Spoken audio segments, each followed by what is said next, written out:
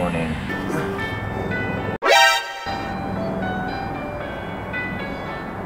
Today I'm going to the salon, the 미용실, to color my hair because not that I'm tired of blonde hair.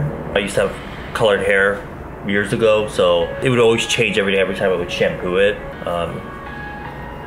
Me still trying to be a beauty YouTuber. Mystery water, although it's really fine, it's like a really strong mist and it's super like, I mean, it's really moisturizing, but it's a little bit more moisturizing than other mists, like compared to this one. Like if it gets in your bangs, if you have bangs, it kind of makes your bangs a little, I would say oily, but it's really, like I like to use it in the morning, because in the morning I don't really cleanse my face. I'll just like spritz my face with mist, so I'll use this, and it's quite, for like a mist, it's quite thick, it's quite thicky. Anyway, I'm gonna color my hair kind of like orangey pink color, because I was inspired by this picture. I feel like it would be a cute color for spring, summer.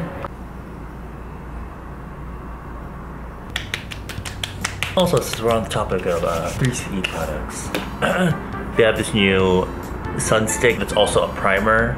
3C primer sun stick, which, just from the sound of it, I already don't like it, but we're gonna give her a shot.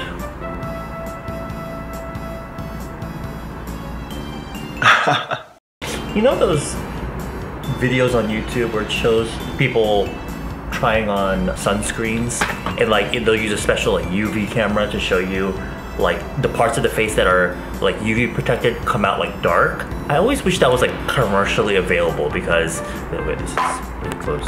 I'm always curious about things like these sun sticks and like mists that have UV protection, because I'm really curious if they actually even give you UV protection. I don't know if I'm putting too much or not. I kept swiping because, you know, I want my sun protection, but also if it was like a pore primer, I would never put it all over my face. So it's kind of like mixed feelings about that, but it feels like kind of 촉촉해. It smells like baby powder, like a lot of their products. Skin feels a lot smoother. It feels more velvety, but not too greasy. It's supposed to control oil, but it made me kind of oily by the end of the day. Chase the money, chase the money. I look good. Oh, fuck. Just kidding.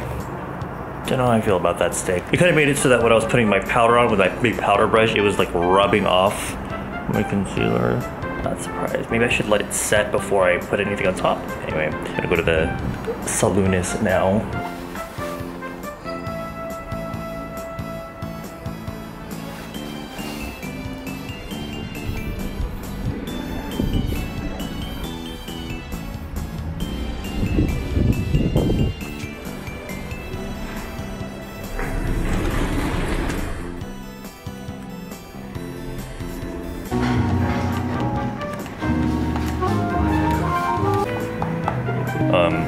My hairstylist is in the back, but she's too shy. He wants to come out looking like 멋있게, but I don't know how you're supposed to come out looking 멋있게, so.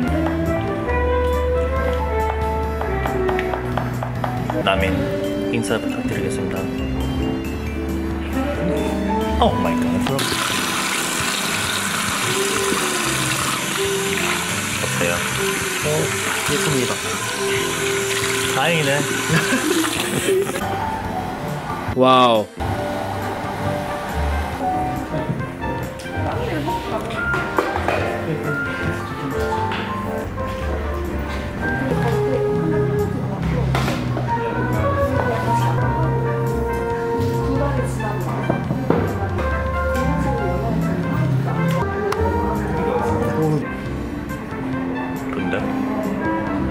원래 여자 머리지? 원래 여자 머리 위주로?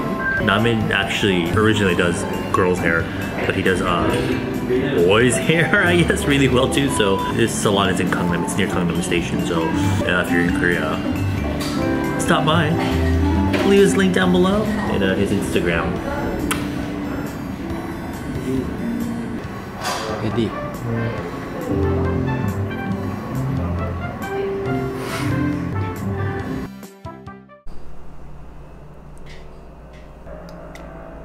This morning I was watching a episode of Philip DeFranco, and one of the articles that he was talking about was this one from Instagram, the CEO. They were talking about a lengthy article down below. They were talking about how they were considering testing this feature on Instagram where they hide the likes on posts. It's something to do with the mental health of their users and how likes for a lot of people on Instagram, they kind of equate that to their self-worth, and it's really taking away from the content that's being posted on Instagram because everyone's just trying so hard to upload that picture that will get the most likes. Gotten to the point where people will pay money for fake followers, fake likes, all that. And honestly, I was kind of like, shit, I need this feature. Because I don't think I've talked about this before. I actually don't look at likes. I don't pay attention to views on my videos. I actually kind of look like an idiot when I have to like maybe edit like a description on a video. I'll click on my videos page and I'll kind of like squint my eyes just so that I can't actually see the views on my videos, because I've noticed pretty much exactly for the same reason that CEO was talking about. At the time, I was like, no, they don't matter to me.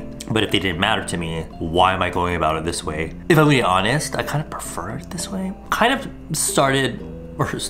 stopped paying attention to things like that about a year ago now.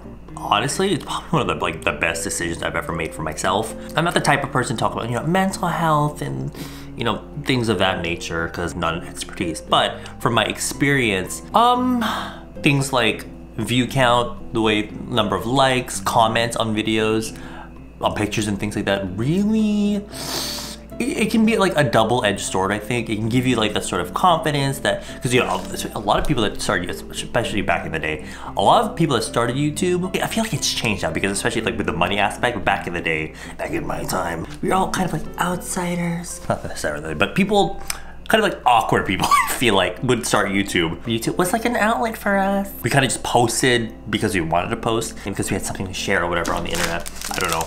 But then money started getting involved, and so that's pretty, I think actually Aura, this is kind of funny because Aura showed me this list thing the other day. I mean, it's in Korea, but they kind of asked students from it was like a general survey, and they asked students from different that studied different things what they wanted to be. And they all pretty much said whatever they were studying, the YouTuber version of that. And also right here, people that weren't going to school, they wanted to be game YouTubers. Everyone wants to be a YouTuber now. Obviously not every single person, but many people are considering it as a career option, lol. Some people will start it, some people will be too, shy or whatever to start it, so they won't. But what I've realized before I decided to stop paying attention to statistics and things like that, I realized that it was really affecting the way I would post. It was also really affecting the way I interacted with my audience. It was really affecting the way I interacted with my people in my real life. If you're a YouTube creator or whatever, there is that YouTube creator app studio. And the first thing that you see when you open it is the statistic thing where it will show I don't know, view count or subscriber count.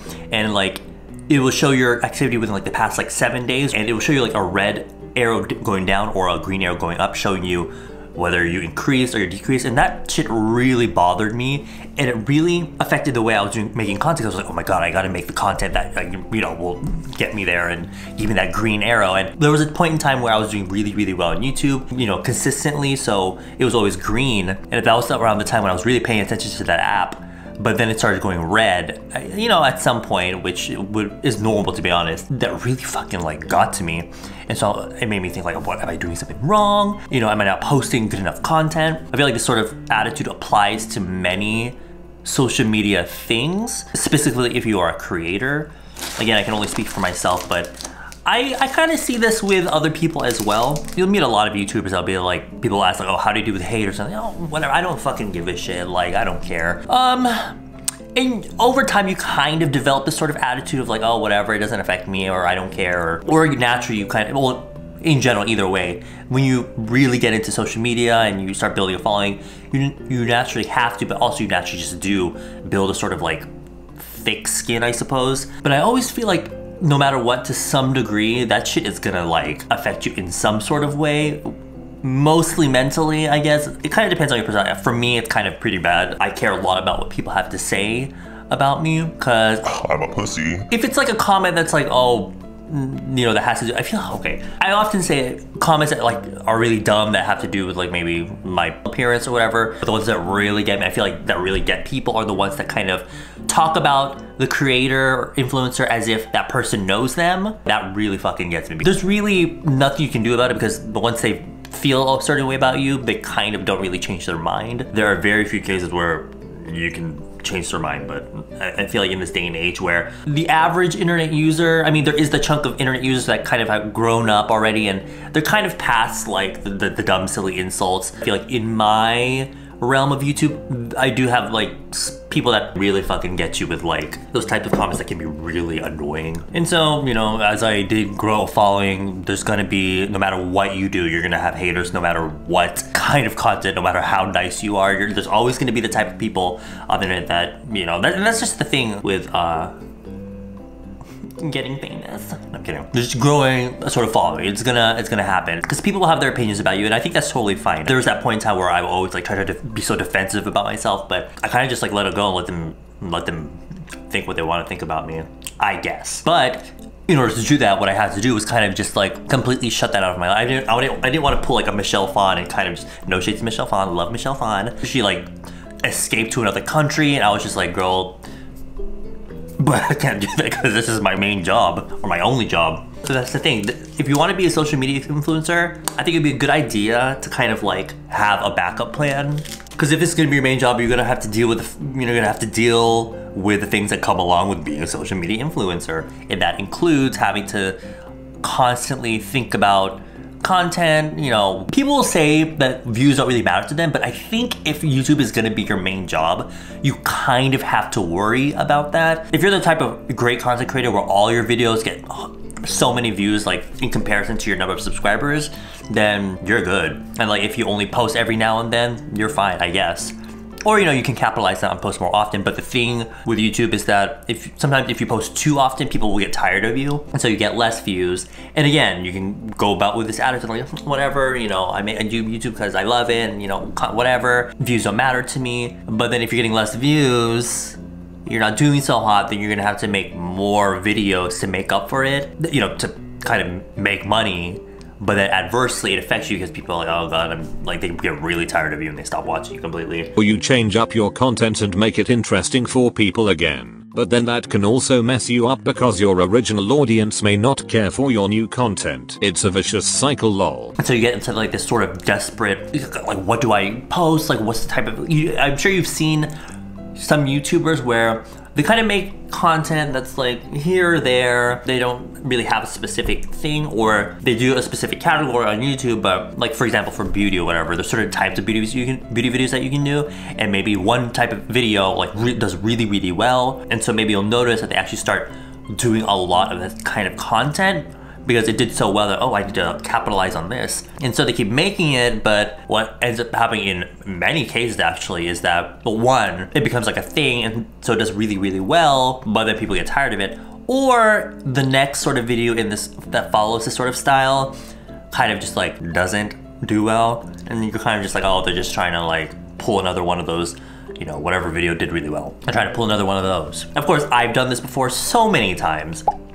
When you get that first like million, you're just like, oh my god. I think it was like my Laneige, the two-tone lip bar, whatever video. I think that was my first video to get like over 1 million views, and I was just like, oh my god, like I guess like I'm a lip swatching channel now. And so even though eventually I was getting really tired of it, I still, in the back of my head, I was feeling like Graveyard Girl. I was like, I'm stuck in 2014. Like I was stuck in that mindset where I have to keep making that type of video. It's funny because I used to be like mostly into like basement, because like I am a boy, and so at the time all I really was able to do was concealer and foundation and all that. But now like I love buying new lip stuff, and I never really thought I would be because I'm always like picky and shit with my lips. So having to see those views and kind of like judging what types of videos do better than others on your channel, that kind of influences the way that you run your channel. You know that phrase where we're like, oh, I miss the old, like whatever. That's another thing you can't really do anything about. People will change because obviously we get older and we change, but it's kind of the way I see it. A person can change, but in general, they kind of have like the same like sort of essence. They'll just be a little bit older, maybe a little bit more mature, a little bit more wiser, I guess. But being on social media, being on YouTube, for me at least, it was really like kind of steering me in a kind of not so good direction. It was turning me into this sort of like bitter old man where I would like reply to like all these negative, when I have like the negative comments I guess on a video would be like this much, while the positive was like this much, and yet I'll only reply all sassy to like the really short. And you know, these days even, there will be times where I'll like reply to, not necessarily a negative comment, but I'll reply in a really sarcastic way. But people, I guess these days, they just don't get that it's a joke. I guess my sense of humor just is at a whole other level. I'm kidding. Like that one time, I joked around in a video, I was just like, oh, me and VAV are like best friends. And then someone sent me a message, and I'm sure they were joking. It was very lighthearted as well. They were like, girl, you said that you're best friends, but they don't even follow you on Instagram. And I was just like, they don't. As a joke, I replied to that. I screenshot and I posted on my story, and then the next story, I kind of posted like a Vine as like a reply. Bitch. But people didn't understand it was a joke. I'm sure most people knew it was a joke, but there was like a handful of people that was like, oh my god, we were so sensitive. And so I was just like, girl, it was a joke. It's like that sort of thing where like it gets really annoying. And so I get like all defensive for no reason. I'm just like, you don't understand that I was joking. And before I kind of stopped looking at things like views and comments, and I mean, I still look at comments every now and then. When I first upload, because the really shitty, rude comments come in like a day or two later. Back before I decided to stop kind of like looking at all like these numbers and statistics, it was like a lot worse. I would not only reply to these comments I don't need to reply to, but I mean, it still does. Like if I see a comment that can be annoying to me, I'll think about it for a long time, even though it's just like one person. I'm making it a bigger deal than it should be in my head. If you follow me for a long time, you know, like I would get one dumb comment, but I would make a whole big deal about it on Snapchat back when I was fucking using Snapchat or Insta Story. Not only that, but people would tell me they love my rants because they thought I was funny when I was ranting. And so that also kind of subconsciously fueled that need for me to post something interesting. And by interesting, I guess that means to rant on Instagram. But eventually I kind of just got tired of that, and like I thought, I was like, this doesn't look good on me. Like I look like the type of bitch that, and I've seen comments on me like when I would see look at the forums, people would say like that dude kind of just like goes off when he really doesn't need to. And I agree. I noticed that social media can really turn people into like, turn them kind of nasty sometimes. And one thing that would really get to me is if I see like a negative comment and I'll reply to it all sassily or whatever, as much as I wish they really wouldn't. And they have good intent, I'm sure, of course, where some of my supporters, I guess, would kind of swoop in and try to defend me. And at the time, at the beginning, it was just like, yeah, go after them. Like it will happen no matter what. If a person that supports me or whatever sees a comment that is not so positive, I'm sure if they want to, they'll go and reply if they want anyway without me having to do it first. I will admit though, every now and then when I see those stupid tweets on Twitter that really try to come for me, I do have a little bit of fun with that, but also because I don't have Twitter so I can't really reply to them. But oftentimes it would be people that screenshot it and send it to me and be like, do you see what this person is saying about you? I hate when people do that because I'm just like, why are you sending this to me? Honestly, even for people like Aura, I don't know how the hell he does it, because in Korea, I'll read like comments on like, oh honey, if you go on Melon and you go to these artists, that is where all the antis are, that is where all the haters are. In Korea, they're more honest with how they think it, so they will write, especially because, I mean, even in America, you can be anonymous on YouTube comments, but there's almost a sense of like, in America, you can't be super offensive. You gotta be really PC. And so that kind of like holds people back sometimes, but in Korea, they fucking go off. And I think because I'm not Korean, I wasn't born here and like I didn't grow up with like the language. Although even if I'll understand the comment, like the sort of like emotion and context of it doesn't really come to me like it does like in an English comment. Our kind of just like laughs at all these comments sometimes. I wish I had that. I mean, I kind of do have that attitude in a way, but I will have those moments where I'm just like, bleh.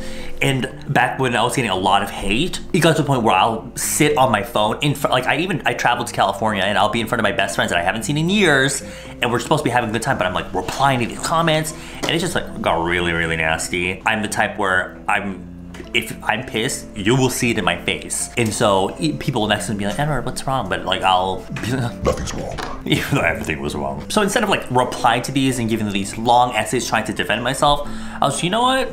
Just let it go and kind of let them have what they want, and just, I can deal with this by not even seeing it at all. Does that make me a big fat sissy bone fruit cup? Probably lol. But if I can give myself the option to not deal with it, then everyone can be happy. You know what? It's helped me so much more. I'm like enjoying YouTube. Not that I hated YouTube at any point, but it's just like everything was like coming at me at once, and it was just like, too much. It is kind of like a double-edged sword though, because you do not have to see like the negative comments, but also if it's just like fun, lighthearted, positive, supportive comments, yeah, I still do see them every now and then. I don't completely not look at comments. The videos on my channel that are more fun and lighthearted, I guess, I will often look at comments like that. Makeup videos, oh honey, don't. I kind of just do it for like the benefit of my mental health, but also I don't want to become like, because I have seen it happen to some people where they kind of let the popularity get to their heads. So this sort of like holier than thou attitude that some people can get, I've always made it a point for myself to humble myself and never like,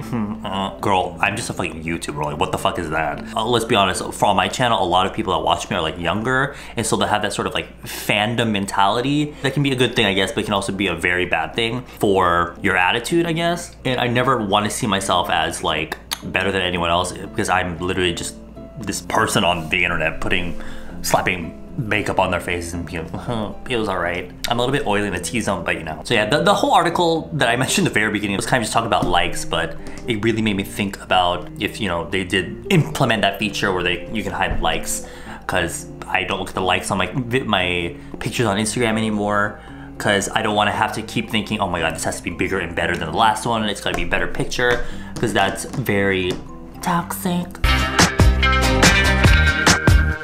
I guess. You know, I do notice on YouTube though, is the people that kind of do YouTube as like a side thing while they do have like a main job. I feel like they've got their heads on straight more than a lot of other YouTubers where it's kind of like their main job. And for me, I don't know if I should even announce this in this video. I feel like it's such a random video to announce in. For me, the next thing, like not that I'm gonna stop doing YouTube, like I'm not like tired of it, I still really enjoy it. I think the next big thing for me is to start my own brand, which is actually what I'm in the middle of doing. Surprise! Not that anyone fucking cared. I guess this would be my backup plan, I guess. I want to start it really small. I don't want it to be like too big. I recorded this earlier, but I like the way I looked in the other version, so I'm gonna probably use that as a thumbnail. I'm gonna finish this mango juice and go play some more. See you later.